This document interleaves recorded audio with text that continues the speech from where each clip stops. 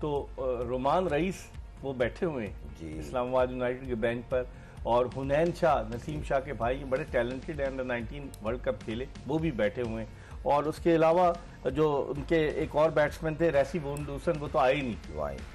तो आप इस्लामाबाद यूनाइटेड की बेंच चुके, अब वो मैचेस जीत चुके हैं, आप समझते हैं आइंदा आने वाले मैचेस में हुनैन शाह और रोमान रईस को मौका मिल सकता है? अगर रियलिस्टिक बात ये, मैं अभी 5 टीमों को देख रहा था, इनके अलावा जो है ये वाहिद टीम है जो पहले दिन से अपनी बेंच को भी ट्राई एंड टेस्टिंग पे रखा हुआ है। अच्छा, विद ऑनेस्टी। हाँ। और सारे मैचेस में यही सारे जीत का राज है, यही राज है, सबको टच में रखा हुआ है। और मेन मैचेस ये नहीं हम सेव हो गए, हम सेफ जोन में अब देखेंगे, नहीं, वो पहले दिन से जिसका जहां फिट इन लगता था, हाँ भाई अब मुझे लग रहा है रोमान को बैक टू बैक 2 मैच देंगे। अच्छा। तो और वो लड़का बुरा नहीं है, दूसरा जो है हुनैन शाह, वेरी गुड बॉलर, मैंने देखा उसको, खास तौर सर्किल के बाद अगर उसको बॉल कराई गई तो वेरी वेरी गुड बॉलर। अब कमिंग है, अच्छा है, छोटा सीम जगह से हिट करता है। तो कोशिश करें कि आई होप कि बाकी फ्रेंचाइज भी, क्योंकि देखें एकदम से किसी बड़े मैच में देंगे ना, उस प्लेयर के ऊपर भी प्रेशर आएगा, खासतौर इमर्जिंग प्लेयर जो होता है ना, वो उसको आप एकदम बड़ा मैच देंगे प्ले ऑफ का या बिल्कुल डू एंड डाई सिचुएशन में, तो एक्सपोज ही होना है ना। सही।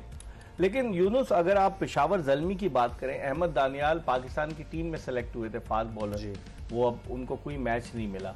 इस तरह से मास सदाकत लेफ्ट हैंडेड बैट्समैन है, उसने बड़े रन्स डोमेस्टिक में स्कोर किए हैं। नाहिद राना तो अभी आए नहीं कि हम उनको कहें, हालांकि नाम इनका लिखा हुआ है। और इसी तरीके से अभी तक नजीबुल्लाह ज़ादरान भी नहीं आए हैं, अगर वो आते तो वो भी डेफिनेटली हिस्सा होते। तो आप समझते हैं कि अहमद दानियाल या मास सदाकत को आइंदा आने वाले मैचेस में पेशावर ज़ल्मी की सिचुएशन ऐसी है, मौका दे सकते हैं अभी इसी कॉम्बिनेशन को बरकरार? मेरे ख्याल से एक आधा मैच और वो ट्राई करेंगे कि शायद कहीं उनकी वो जो विनिंग उनसे रूटी हुई है वो आ जाए उनकी तरफ से, और बैक टू बैक कुछ उनके पास पॉइंट आए तो फिर वो शायद ट्राई करें, या अगर कोई अनफिट होता है तो शायद वो उनको खिला सके। क्योंकि अब ये भी नहीं कर सकते कि ठीक है बड़ा आसान है, वही जैसे मैंने बार बार आपसे बात की कि हमारे लिए बड़ा आसान है कि यंगस्टर्स को खिला दें, इसको खिला दें, उसको खिला दें, लेकिन वो जब आपकी टीम स्ट्रगल कर रही होती है तो उस वक्त समझ में नहीं आ रहा होता कि क्या करें। तो मेरे ख्याल से वाइजली डिसीजंस करने चाहिए, मुल्तान सुल्तान को वाइजली डिसीजंस करने चाहिए। उसके बाद पेशावर ज़ल्मी की मैं बात करूं, और समहाउ क्वेटा ग्लैडिएटर्स ने जंप मारा है और वो टॉप 4 में आ गए हैं। मेरे ख्याल से ये दोनों टीमों को, क्योंकि इन दोनों टीमों को इसलिए भी बात कर रहे हैं कि इनके जो कैप्टन्स हैं वो पाकिस्तान के कैप्टन्स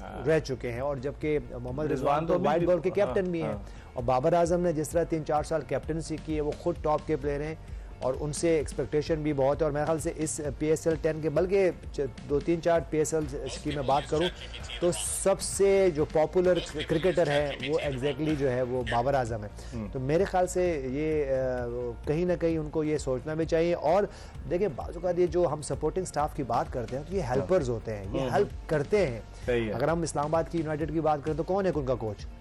माइक हेसन है ना उनके पास।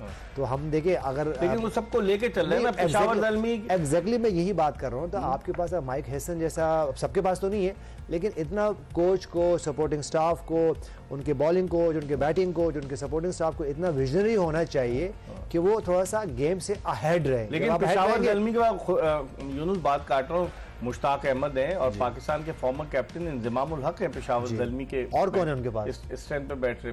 यही हैं दो, मोहम्मद अकरम डायरेक्टर। हाँ, तो देखिए अब आप मुझे बताएं कि मोहम्मद अकरम के होते हुए, इंज़माम उल हक के होते हुए, मुश्ताक अहमद के होते हुए आपको और कितना विजडम चाहिए आपकी टीम में? तो मेरे ख्याल से वो विजडम होना भी चाहिए और वो विजडम नज़र भी आना चाहिए। तो मेरे ख्याल से इसीलिए अगर ये विजडम हम प्रॉपरली तौर पे हम शेयर करें तो सब कुछ हो सकता है। तो ये पॉइंट देखने हैं, इस पर हम मजीद बात करेंगे। इस वक्त हम एक ब्रेक की तरफ बढ़ रहे हैं और जब ब्रेक के बाद वापस आएंगे तो खुर्रम मंजूर से पूछेंगे कि केन विलियमसन तो पाकिस्तान आ चुके हैं, उन्होंने एक मैच नहीं खेला, क्या कराची किंग्स की जानिब से वो अगले मैचों में एक्शन में नजर आएंगे?